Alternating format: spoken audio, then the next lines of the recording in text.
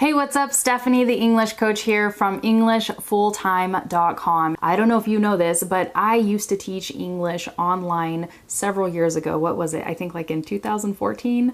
No, 2013 to 2014. I taught English online for an entire year, and I learned a lot through that experience. Like, what makes a good private class? What classes did I enjoy as the teacher? What classes did the students enjoy? So I want to share these tips with you today so you can make the most of your time with native speakers, especially if you're paying for classes. And one of the biggest mistakes that a lot of students do is they just don't show up prepared, right? They do not come with an itinerary. They just show up and they're like, okay, teacher, teach me everything, evaluate my English, see where I am, what do I need? But honestly, you need to show up prepared because that will help you move things forward faster in the classes. And I don't recommend that you book private classes to get grammar lessons, for example. You can Google the grammar on your own. You can look that up. You can watch YouTube videos. Learn the grammar on your own. When you're one-on-one with somebody else in English, don't spend time there learning and asking about grammar unless it's a specific question that you really truly need help with. Use that time to practice your conversation skills, right? Because that's why you're learning the language. You want to be able to present in English and be confident. You want to be able to speak and balance a conversation. You want to be able to transition ideas. You want to be able to tell stories and tell jokes and understand people when they are telling stories and telling jokes. So one of my biggest recommendations here, besides showing up prepared and coming with lists of questions and things to talk about, is use the time that you have to discuss things that you love and enjoy. For example, if you're not interested in soccer, don't talk about that in a private class. Don't talk about things you're not interested in. And don't let the teacher try to talk to you about things you don't care about, because then you're going to be very bored in the class. So you have to set the tone. And maybe when you first meet a teacher, if you plan on doing regular classes with them every single week or something, you can let them get to know you first. You can write a nice email about yourself and send it to them and say, hey, this is what I do for a living. This is what my hobbies are. This is how I learned English. Help them get to know you. But then when you're on the call with them, I encourage you to ask questions about them. Don't make it all about you, because you want to get to know them on a personal level, because when you establish that personal connection, that's when you're going to have much, much better conversations. So prepare questions, show interest in the other person, ask questions, and when it comes to corrections, a lot of students would say, I want you to stop me when I make a mistake. I don't recommend that, okay? Because then I'm cutting off your focus. When you make a mistake and we're talking about something and I say, oh wait, stop there, you made a mistake, right? Now we're focused on the mistake. Now you're not telling me the story you were telling me before, or I interrupt your joke and I ruin the punchline or whatever, right? Here's what I recommend you do, and here's what I recommend you ask your teacher to do if and when you book these private classes, okay? Ask them to be listening for mistakes, and then to write down any mistakes that they hear, and then stop the class 10 minutes early. If you're having a conversation, stop the conversation 10 minutes early to discuss whatever they wrote down, whether that's feedback about your pronunciation, grammar that you used improperly, words that you were struggling to come up with that they had to help you think of. Have them go over that at the end of the class, and then you can write down their suggestions and take that. But that way you focus on the right thing at the right time. During the conversation portion of the class, you're just doing conversation. Then at the end, you're really, truly, strongly focused on mistakes, and you're thinking about them and how to avoid them, okay? Because if not, if you're doing conversation and mistakes at the same time, you're not focused on either one of them, and you're not going to have as good of an experience.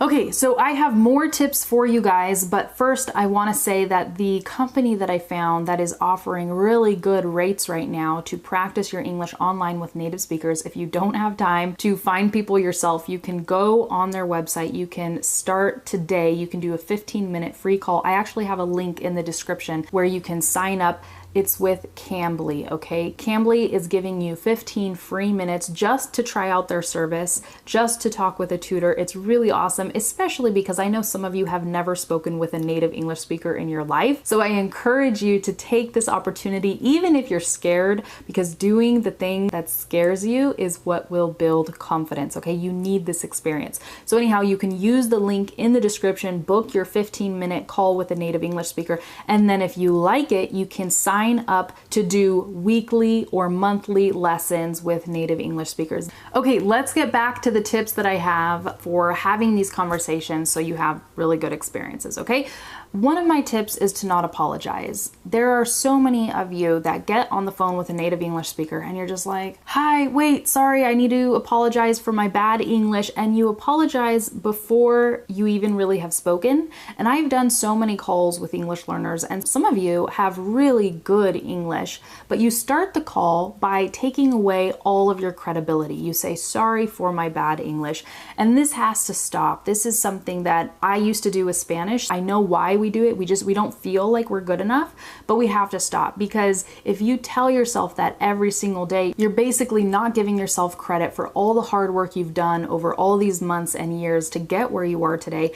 And you're not going to ever get to a place where you feel confident if you're taking away that confidence every time you apologize, right? So when you talk with somebody, just get on the phone with them, be excited to talk with them. Don't apologize, right? It's an experience. They're going to enjoy it. You're going to enjoy it, and have fun.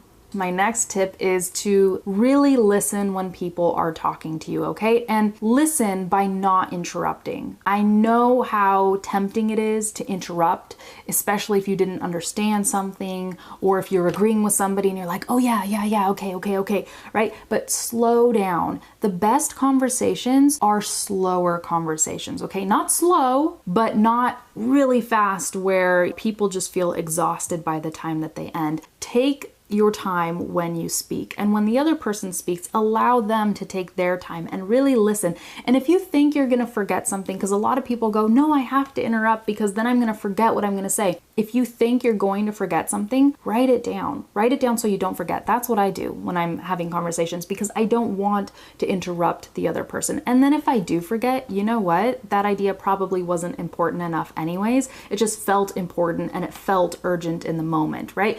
But you will start having better conversations when you take your time, you take it slower, you really listen. And then when somebody finishes talking about whatever they're talking about, ask them a relevant question to go deeper, or respond to it by saying something that's related, you know, something that you experienced that was very similar or something like that. Your conversations are going to go a lot better. And I want to say that if you're a good conversationalist in your native language, you probably don't think about communicating strategically in English, but I teach strategic communication. And when you communicate strategically, that's when you have the best experiences. So before you have these conversations, you need to prepare, you need to think of questions, you need to think of conversation starters, maybe even practice in the mirror if you want, okay? But get your confidence up, and then do calls, have calls every single week, because that is how you will build confidence and fluency. You need that experience, right? So whether you, again, you do this yourself or you use a service like Cambly to book these appointments, you need to be talking with native English speakers regularly if you want to be fluent and confident.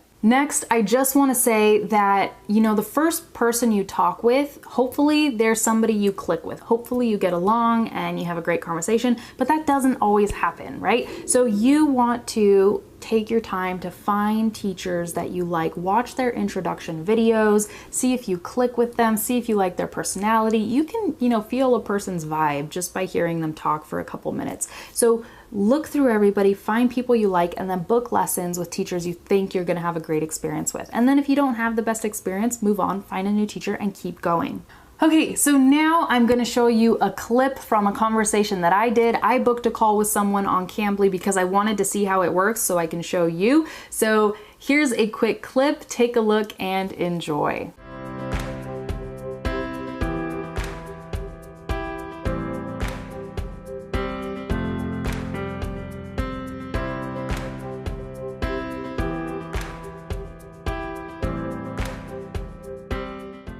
Hi, Nancy. Hi, how are you? I'm good. How are you? I'm good. How did you start working with Cambly? So I got my teaching English as a foreign language certification when I was overseas with my husband. It's very, very difficult to get jobs overseas because there's restrictions. And so I was able to work with Cambly, and they really were awesome. So wait, where are you from? I am originally from Utah. We spent 4 years in Germany, and now I'm back to the United States again. So Oh, wow. So that experience living in Germany probably taught you a lot about what non-native English speakers struggle with, right? Yes, absolutely. You see it firsthand. And the Germans speak wonderful English, most of them. They are fantastic, but they work really, really hard at it. So it's really great. That's awesome. And what do you think makes a good class with a teacher? I really wanted the students to do like some sort of formal lesson, but now I let them completely choose. If they just want to chat, I will just chat. Whatever it is, I try to gear towards them so that they get what they're looking for. And it's not just my agenda, it's 100% them.